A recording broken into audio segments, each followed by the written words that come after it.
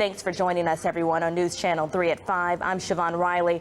We begin with breaking news of those charges against 29-year-old Shanithra Yari Gardner. April, Memphis police were called out here when someone told them they suspected something unusual here at this cemetery. As you can see, it is still an active scene out here. Several squad cars.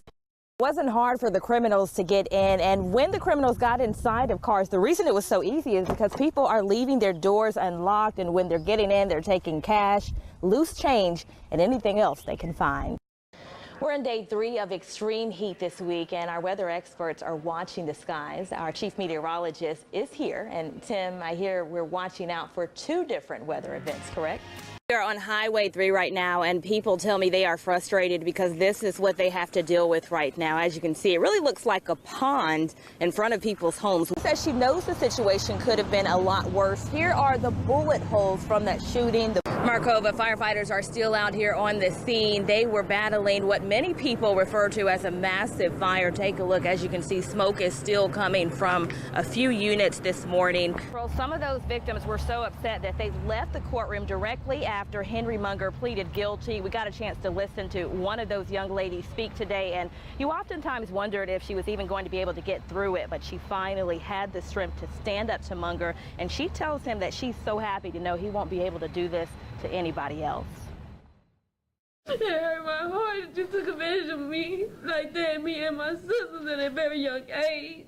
This victim couldn't stop shaking when she was asked if she wanted to say anything to Henry Munger after he changed his plea. She was just a child when he started raping her, and it lasted for years. We're not going to show her face to protect her identity. I can barely go on with my own life because I let the stuff you have done predict my future.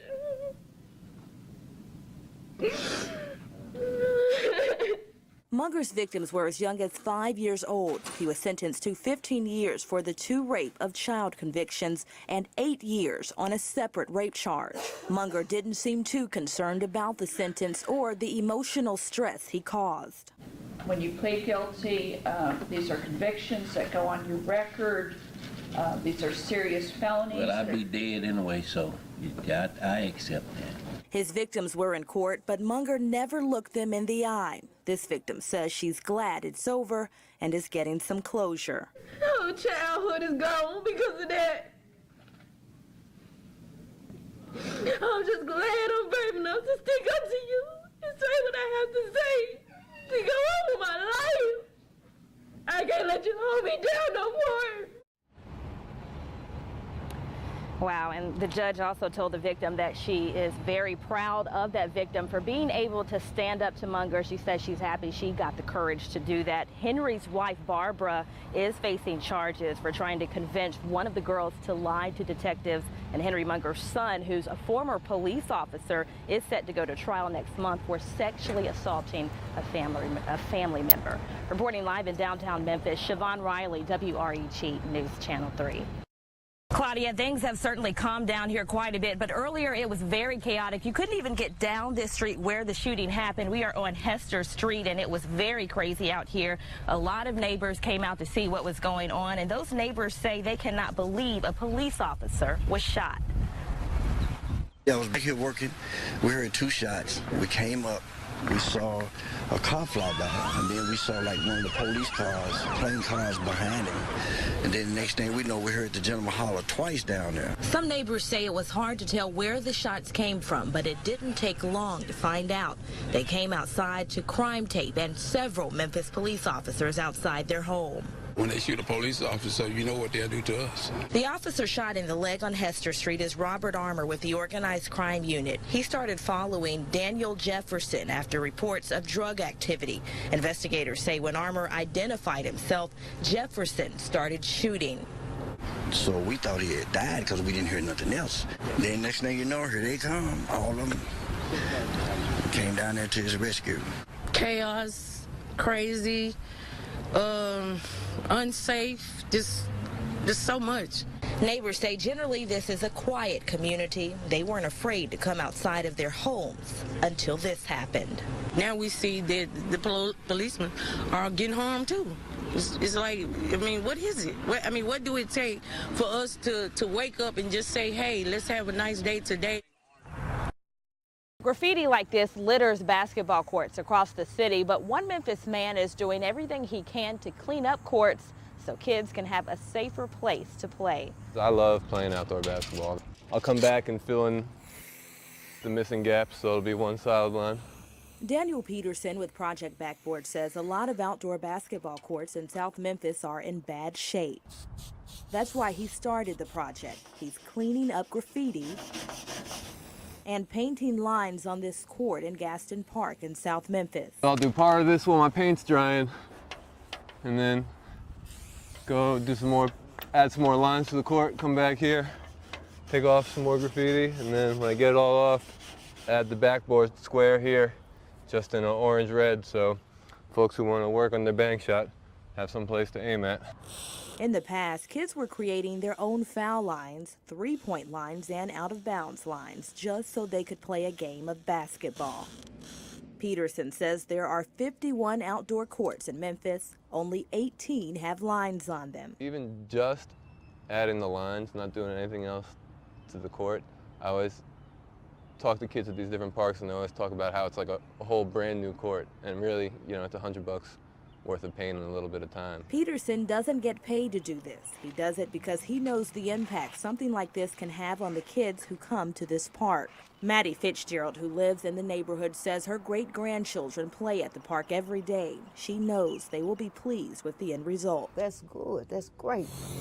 In South Memphis, Siobhan Riley, WREG News Channel 3. Charges have now been filed against a Mid-South mother accused of murdering her own children, the youngest just 6 months old. Thanks for joining us, everyone, on News Channel 3 at 5. I'm Siobhan Riley. We begin with breaking news of those charges against 29-year-old Shanithra Yari Gardner. The Shelby County Sheriff's Office says she is the woman who killed 4 of her children at the family's home at the Greens of Irene Apartments in southeast Shelby County yesterday. She faces numerous charges tonight, and we are now getting our first look at what happened inside that apartment. WREG's Zanetta Lowe is live at the Greens of Irene with the latest information. This is the mother officially charged now with murdering 4 of her children. Her name is Shanithra Gardner. She often goes by the name Yari, and she works at ALSAC, the fundraising arm of St. Jude. She is charged with, among other things, first-degree murder in the deaths of 4 young children.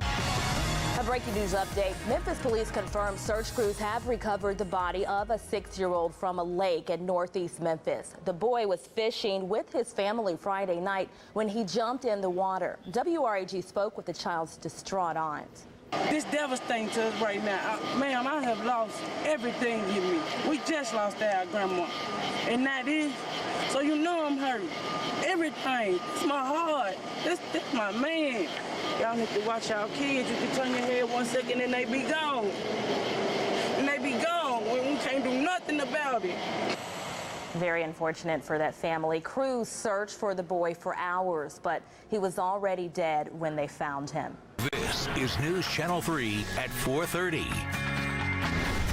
Raw images gripping our nation this week. On the left, you're watching the shooting death of Alton Sterling by white police officers, a shooting many are calling unjustified and racially charged. On the right, the aftermath of 5 officers killed in Dallas while protecting protesters calling for change in light of Sterling's death.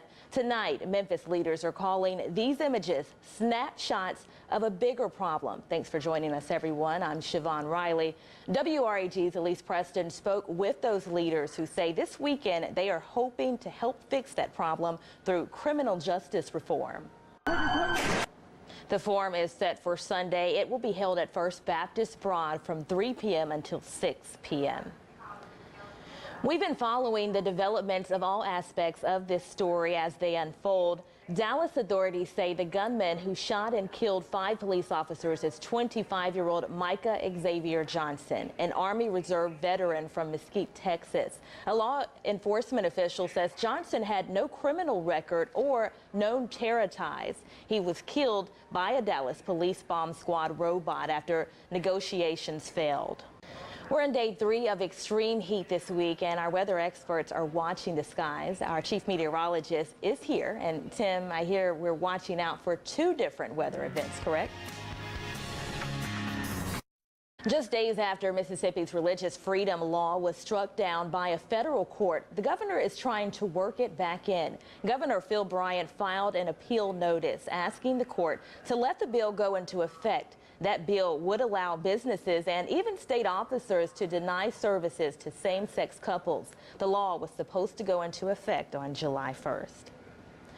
Lawmaker versus landscapers. New information about the alleged brawl that landed Mississippi State Senator Chris Massey behind bars yesterday. Massey, his father, and 2 landscapers were arrested in Olive Branch after police say they got into some sort of fight. WREG's Luke Jones spent the day trying to get Massey's side of the story. Traffic is now clear following a vehicle fire on a normally busy Memphis road. Our very own Tim Simpson, he snapped a picture of this car fire on Covington Pike. A nationwide effort is setting up shop in the Mid-South, and it won't cost you a dime. Our crews were in Olive Branch as One Voice Mississippi brought the Adopt a Cop program. One of the organizers says it's a great way to use faith to lift up law enforcement officers. We recognize they put their lives on the line every day. Tina Tatum is the state prayer coordinator, and you can adopt a cop by going online. You can select an area of prayer that you want to provide, and the officers submit their names voluntarily with request. We'll have more information and links online to this story. Just go to WREG.com.